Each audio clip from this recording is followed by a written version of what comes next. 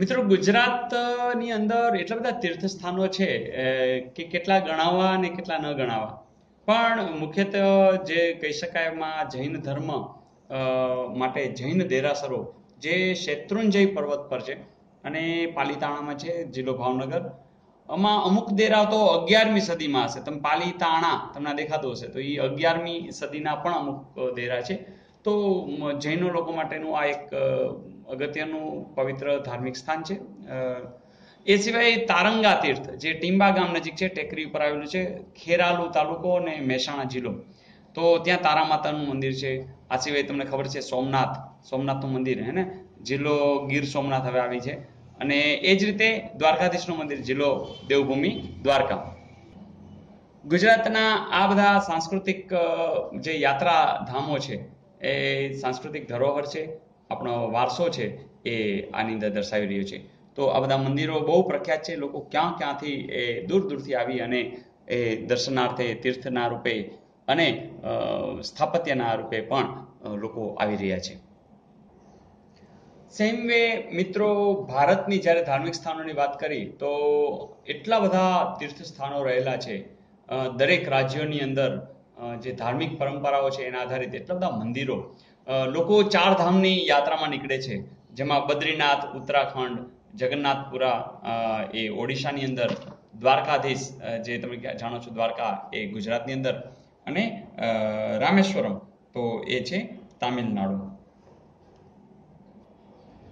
એવું જ એક મહત્વ છે 12 જ્યોતિર્લિંગનું.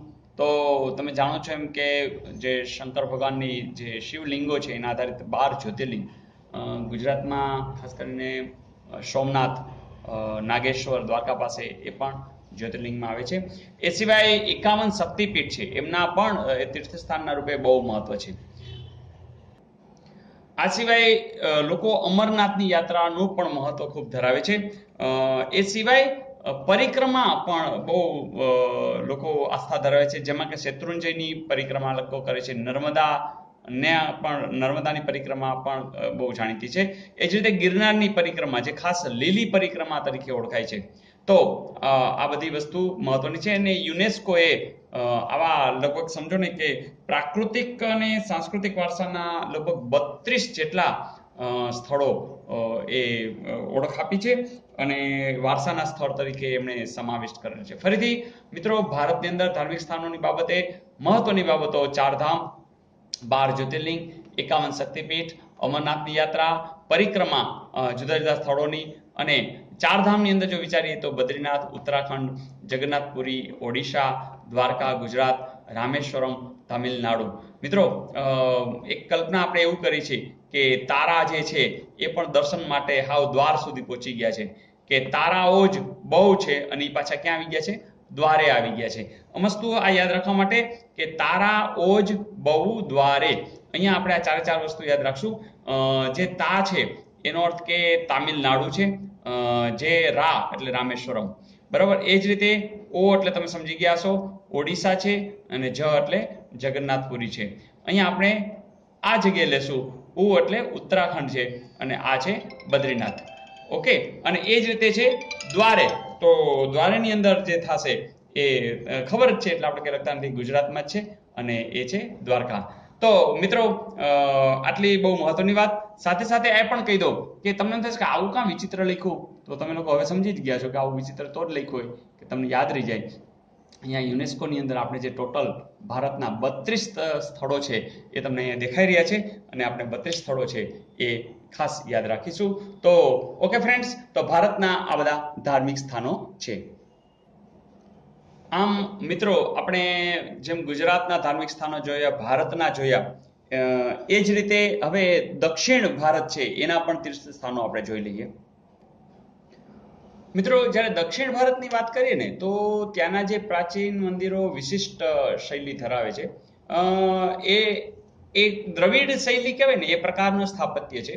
આ મંદિરની વિશેષતાઓ જુઓ જોઈએ તો એક અલગ શૈલી, દ્રવિડ શૈલી. બીજું, પિરામિડ જેવા આકારના બધા ભવન હોય, એમાં વળી માળ હોય, માળની ઉપર એકાદ આકર્ષક પથ્થર હોય, અને એના જે ચોગાન છે ને એ એકદમ વિશાળ હોય.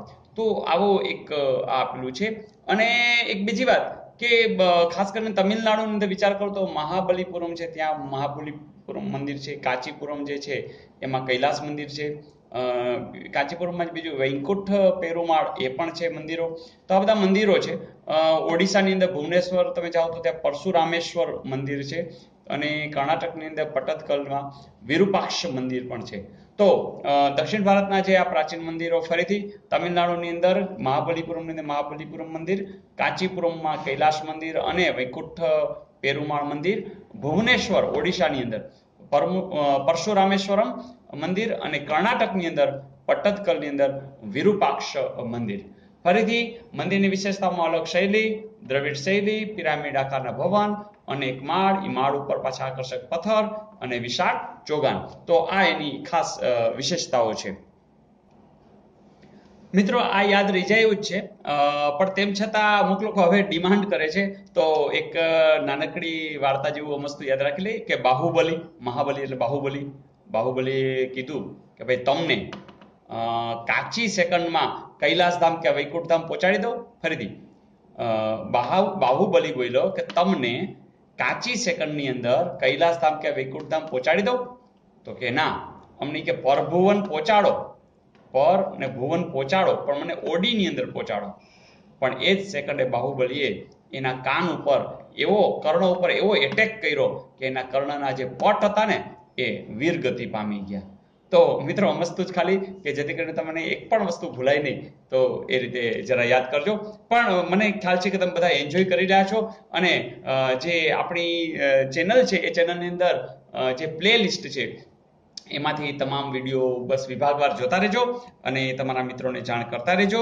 અને હજુ પણ તમારે સબસ્ક્રાઇબ કરવાનું બાકી હોય તો ચેનલને પણ જરૂર સબસ્ક્રાઇબ કરજો, તો જેથી કરીને નવા વિડીયોઝ છે એ મળતા રહેશે. મને ખ્યાલ છે કે આ ધોરણ 10 ની અંદર જે સાંસ્કૃતિક વારસાના સ્થળો છે એ ટોટલ 7 ગુણના પૂછાય છે. તો આ 7 ગુણ પૂરેપૂરા રોકડા દરેકે દરેક વિદ્યાર્થી લઈ શકે એવો આ હેતુ છે. તો કોઈ વિદ્યાર્થી નબળા હોતા નથી, દરેક વિદ્યાર્થી સબળા છે, દરેક વિદ્યાર્થી હોશિયાર છે, એ આપણે જરૂર સાબિત કરીશું. Okay, all the best.